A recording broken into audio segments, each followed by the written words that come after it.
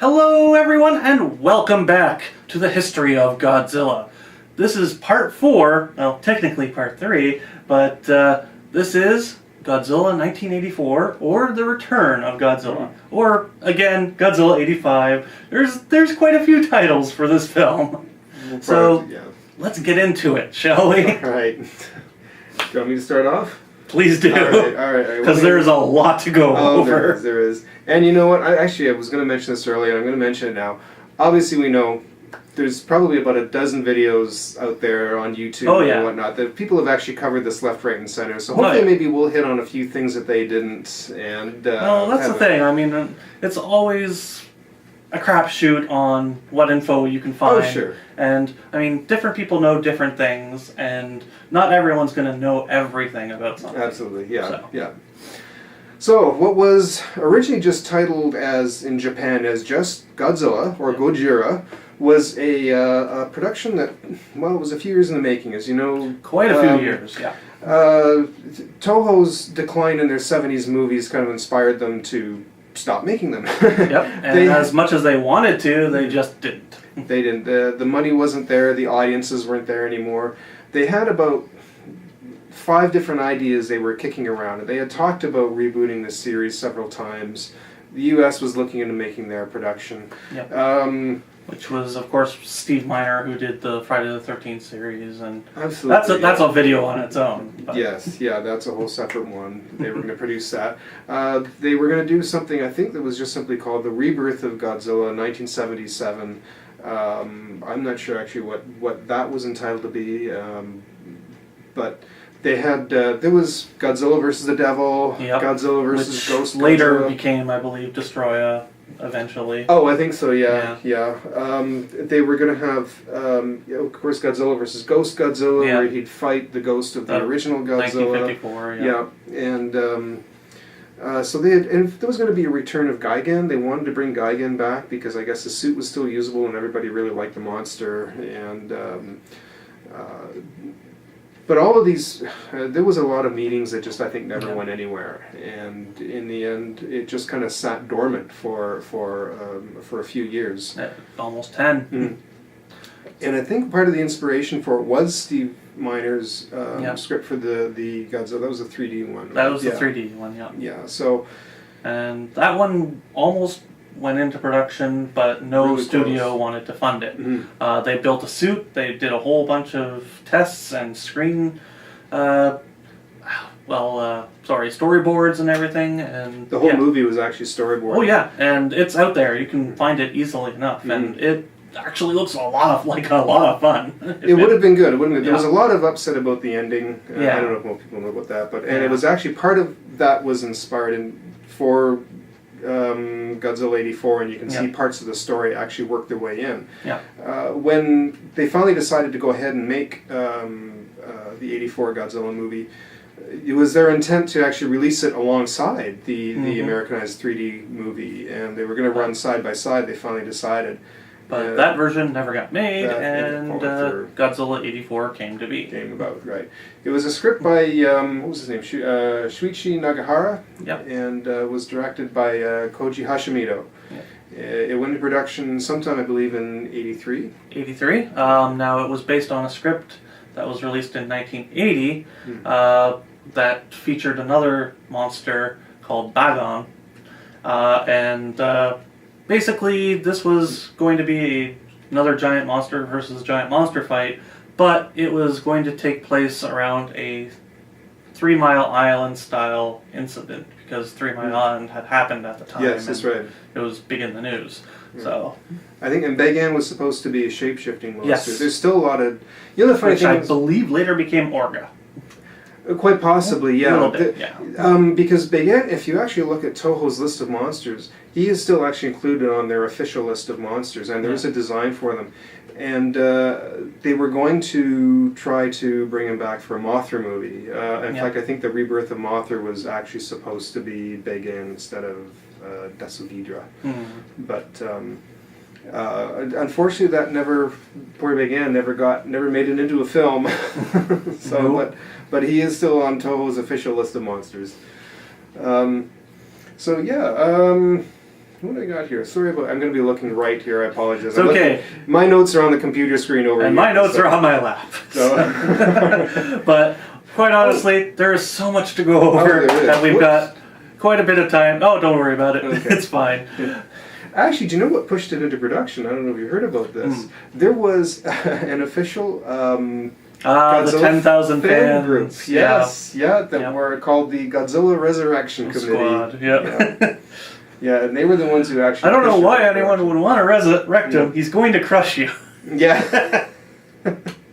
No, they were the ones who actually got Toho's ass in gear to get it under. They finally went, okay, we're going to do it.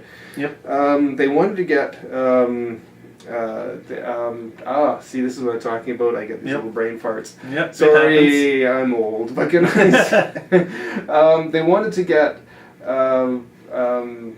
Ishiro Honda. Yeah. Back to direct it. But he was busy with Kurosawa. Doing Ron and another film. And honestly, I think he really felt that the series died with Tsuburaya. And I think because they were good friends, and I think that I think most people know that actually had quite an effect on him, his death. So he was very reluctant. Of course, he only did Terror of Mechagodzilla and was extremely reluctant to do that. So and they also asked Ifukube to do the music. But he refused to participate as he was embittered by the series' quality and didn't like the new monster's size, saying, "I don't write music for 80-meter monsters." Yeah. And the funny thing is that after Biollante, he went on to write the score for 4 more movies. Yep. So something must have changed his mind in there. So probably the paycheck. Yeah. That's probably a dump truck full of money was pulled up to his door. Probably. And so.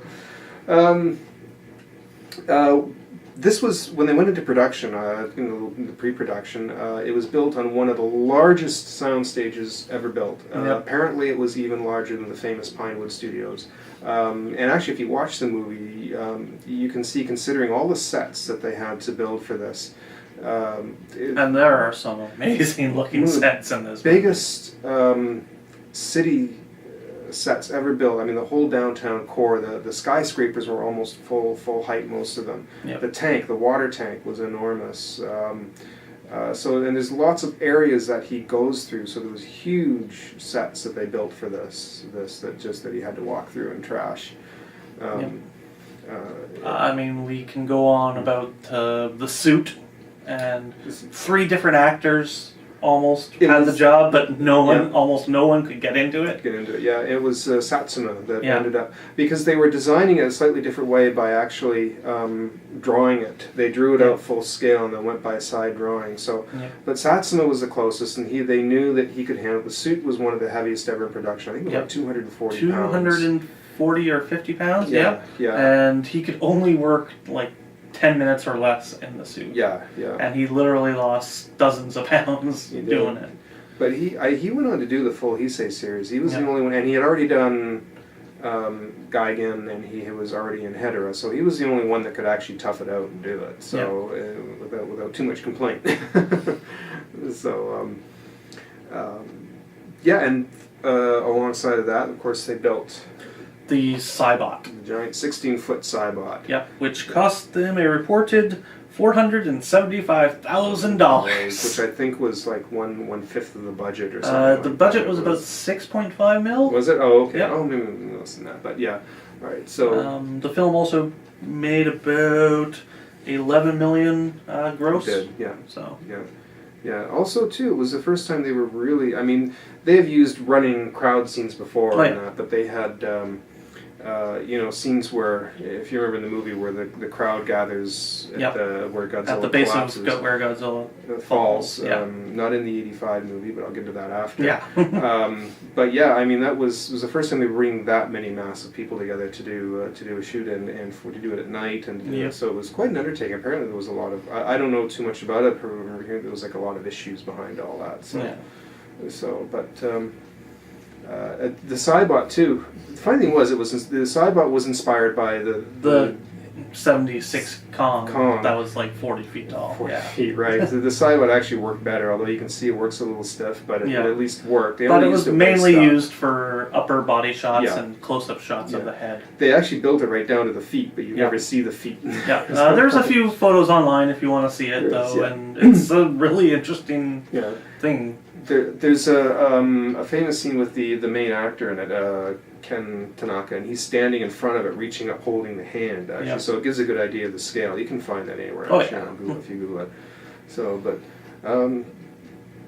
so the film was released in December, I think? December. It was the first Godzilla film to be released in December, and all the Godzilla films up until Shin Godzilla followed suit, being released in December. Okay. Yeah.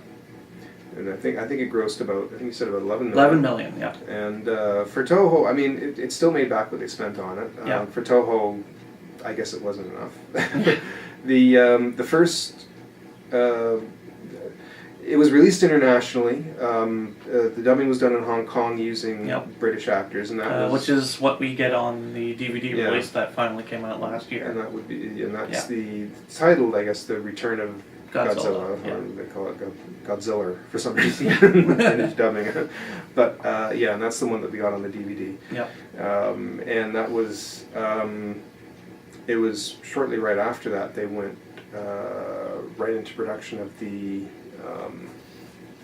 That was the rights were eventually sold to New World. Yes. And you know a little bit more about that. There's quite a big history on the rights issues and everything with Godzilla 85, which we'll get into a little bit later, because it's a story in of itself. That is. But did you want to get into Godzilla 85, or? Do you want to cover anything else? Well, let's see what we got here. The suit. The suit was actually also a throwback. This was the first time now they were spending a bit more money, so the suit would go back to having 3 sets of dorsal plates, the ears. It was now given a very darker color to it. Do you know actually when the film first came out, this is a quick personal note, I remember seeing the first commercial for it on TV, and I swore up and down it looked like a really dark green, and I guess it was just the lighting on the set. So I was convinced for the longest time that it was green. It's not. That's a funny story about the American version. When they brought the poster over, they colored him green. Yeah. So when I saw that, I somehow in my head I always thought it was green, but it was this very, very dark, heavy green. But he's actually black. Yeah. So one final thing about 84 before we go into 85, Shinji Higuchi worked uncredited as a special effects assistant under Nagano. Of course, Higuchi later rose to fame as the special effects director for the Gamera trilogy, GMK, and co-director of Shin Godzilla. So if you were looking to see where he kind of started, Godzilla 85 is where it is. Where he started his career. Yeah. Actually, another little quick super fun fact. This was also the first film that Toho shot in a new aspect ratio. They're 1.85.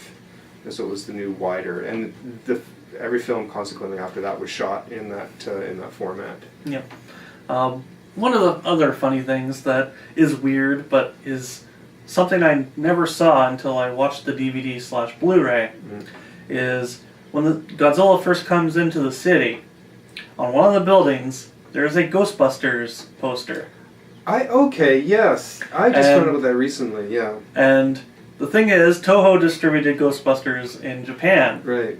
So the weird thing about it is, it didn't come out until December in Japan. Yeah. So they knew about it way before, and they must have already. Yeah, it's one of those weird things, and you're like, how is that possible? Yeah. But they must have already been in talks for the rights of the film when it was production, and so they probably want to throw the logo in to time it with really see if somebody would pick up on it. But that's And I don't think really anyone picked up on it until like almost last year. Yeah. I don't know it came out until recently.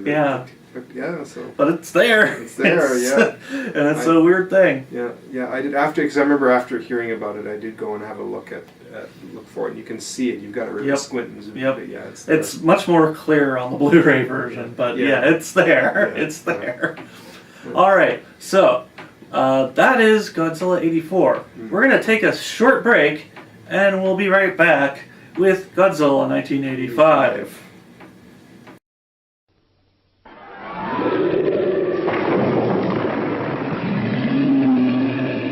The monster! Godzilla! The monster! We must stop Godzilla before he destroys the city. I'm saying a prayer. A prayer for the whole world.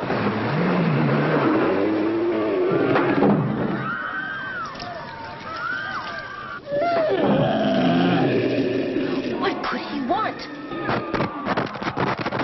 Unless we find something to appease him,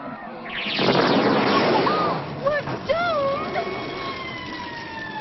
Hold up, for nothing ordinary. Hold up, we got to get good. Don't be sold up, hold up. It's a taste that's extraordinary. No doubt it's got to get good. Hold up. Well, wasn't that an informative commercial? Alright, so that was Godzilla 1984. Now let's get into the cluster F-bomb that was Godzilla 1985. A legend was reborn. Yep. And what a legend it is, because there's so much to go over for this. So I'll start, and if you didn't know, this was originally, when bought by New World, supposed to be a tongue-in-cheek comedy starring Leslie Nielsen. Yeah, it was Raymond Burr who pretty much kiboshed that. I don't think he wanted to be in a comedy, No. and also he felt that he really actually had some faith in the film. I think he felt there was a good nuclear message, and he felt that was too important that he didn't want to lose that. And God bless him, he played it as serious as can be. He really Meanwhile, the other American actors were hamming it up. Kind of, yeah. And it really juxtaposes everything in that. Well, the only line that actually remained was, that's quite the urban renewal program they got over there. Yeah. So that's the only line that actually kind of carried over from the comedy rewrite. Or Wonder Lizard is down for the count. Yes. That was odd. But, they... Toho needed to make back some profits. Toho was very much all about money. Yeah. So they felt they didn't really make a whole lot off of their initial release. They weren't really making anything off the international release. Yeah. So they decided to go with.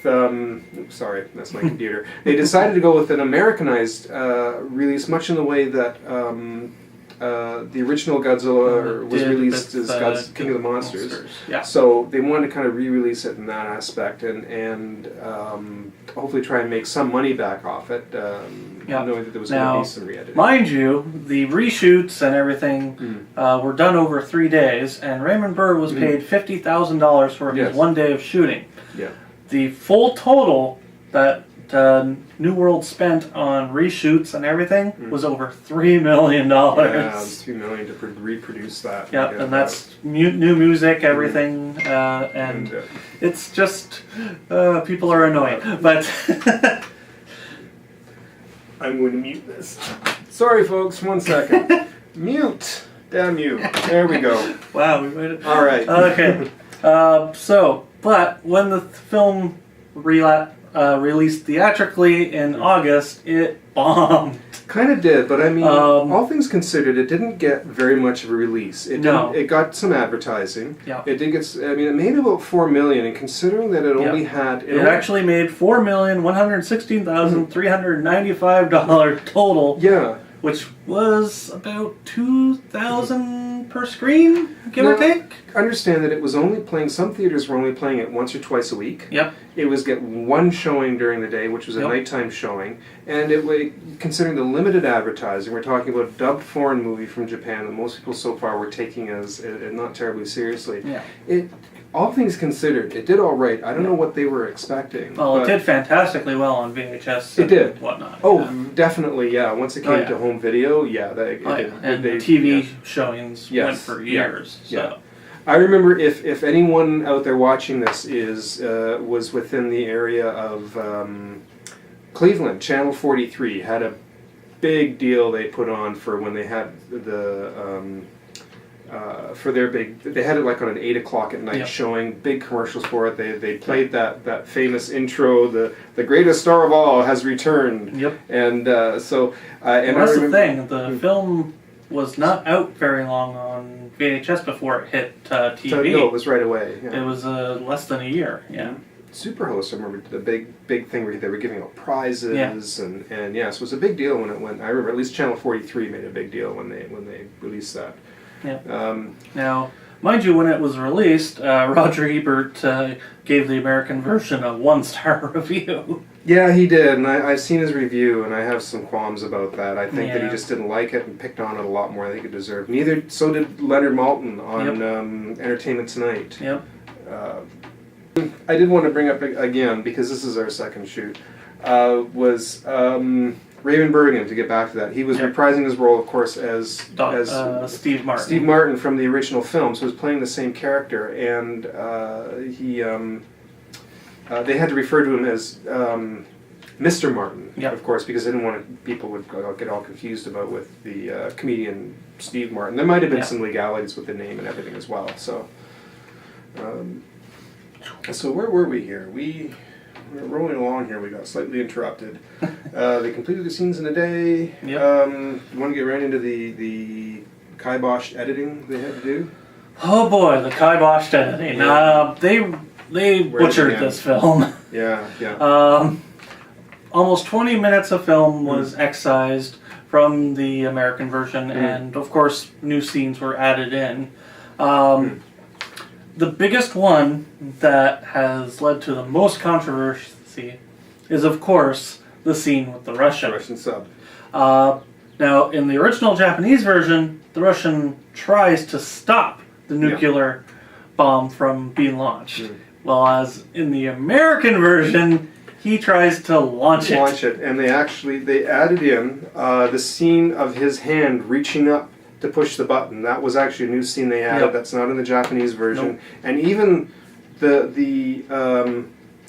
subtitling is complete is all different. He's actually saying in Russian, "I've got to stop that missile." Yep. And they redubbed it as, "We've got to launch that missile." But of course, as America was still in the midst of the Cold War, you had to vilify someone. they had to be. It was sort of the villain of the film. So and unfortunately, it was a bit tacky. And I had never seen it until the DVD release, and it just angered me.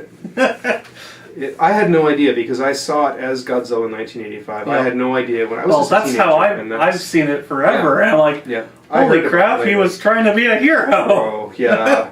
I thought, wow, it sort of made more sense to me, and then you realize, wait a minute, that's kind of tacky. I mean, I know it's 80 in mid 80s, and so And Russians are villains and everything, but they can be heroes too. So. so. But that was the big. There was also some scenes cut too that were that I couldn't figure out for the longest time until recently why they were. So cut. many great scenes that were just amazing to look at in the Japanese version. The crowds that gathered around Godzilla after he was shot down by the Super X at first, and they gathered around. Then when he gets up, he chases them away, and they reshifted the scene of the shadow that moves over the crowd. That was put earlier in the film it made for no 85, sense. which kind of didn't. If you see it for the first time, you don't think about it, you don't realize it until you realize afterwards. Now, slight bit of credit where credit is due. The reasoning that I found out just until recently, the reason why they cut out those mass crowd scenes was because earlier in the film, they went through a whole sequence of them trying to evacuate downtown Tokyo. And they thought there was too many people showing up in the scenes for an area that was supposed to be evacuated and turned into this huge disaster area, that nobody would be hanging around that close to a battleground between Godzilla and the Super X. And so they thought that just seemed out of place to have that, and so they ended up cutting that out of it. And a few other little scenes of people, crowds moving around as he's stomping. They removed the scene, I think, of some scenes of the giant foot stomping.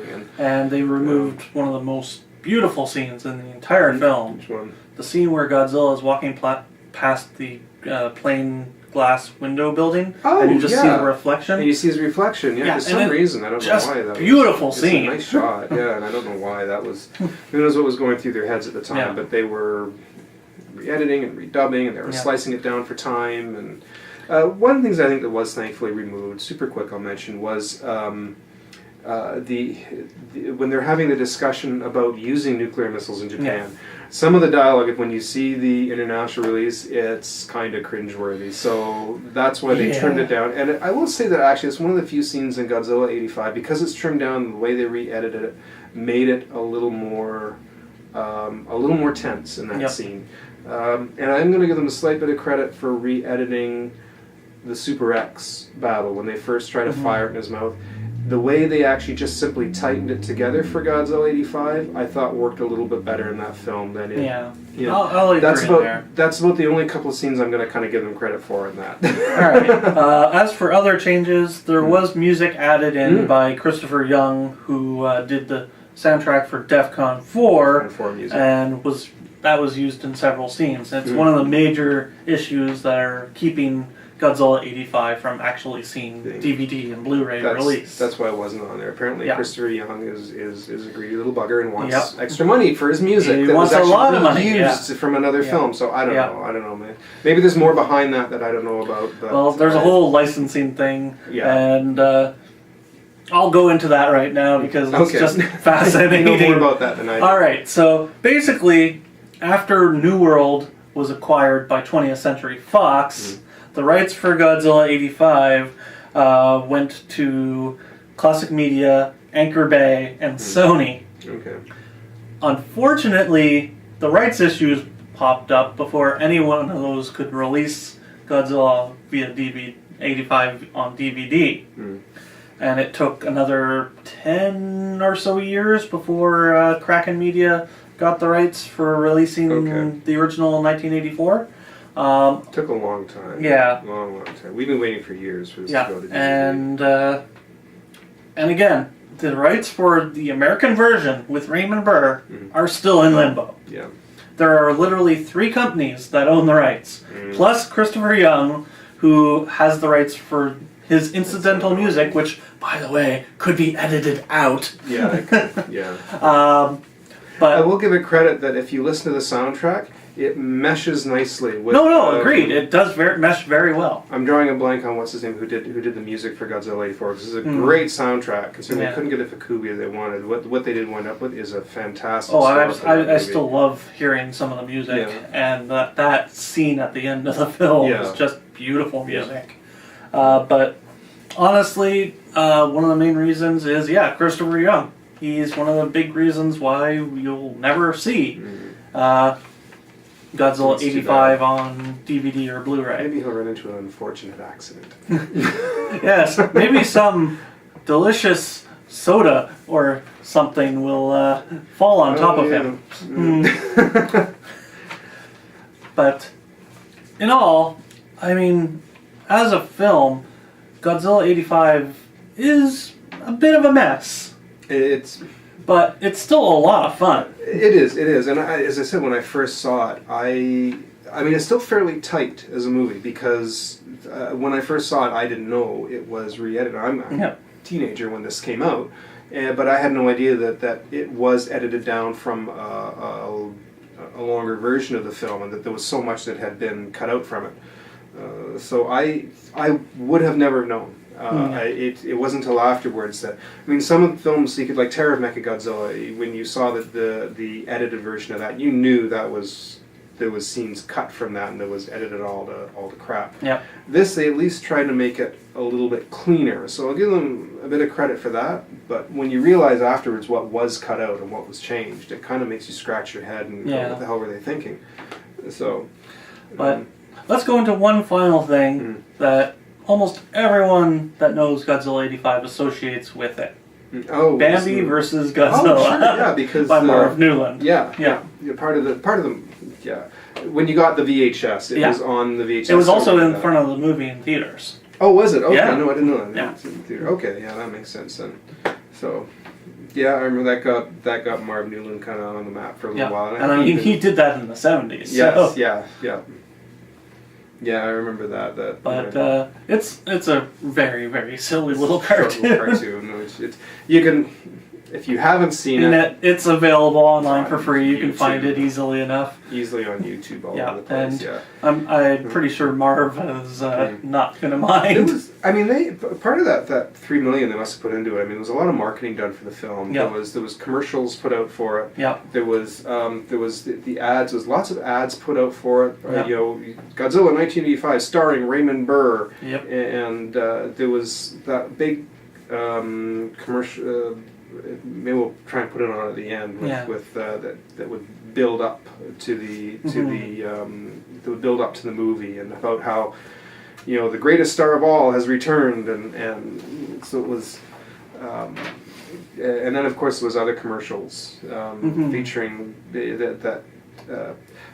obviously this is where part of their money and marketing came into, because you would see certain product placement throughout it that was done by it. So very soda pops. Prominent, but I'm not sure quite what we're missing.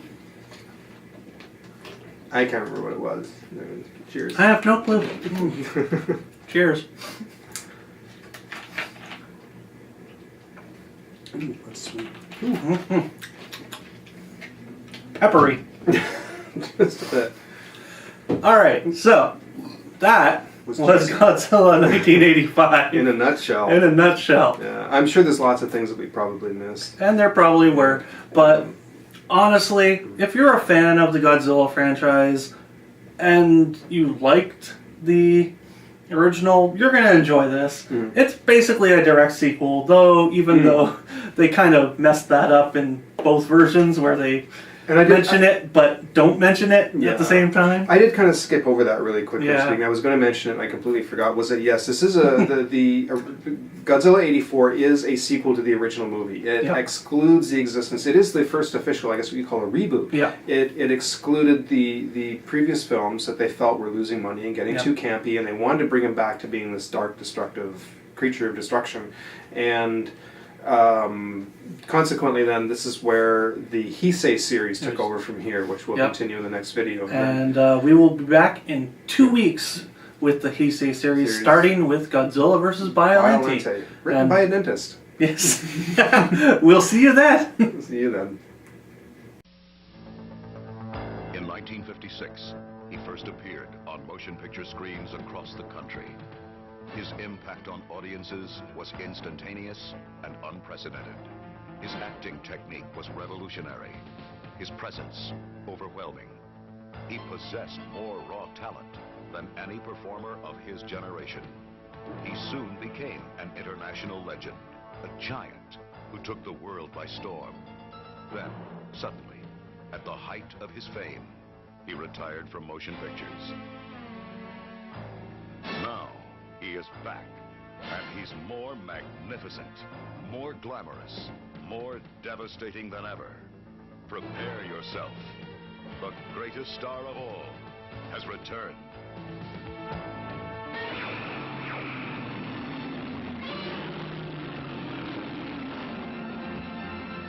Godzilla 1985. Coming soon to a theater near you.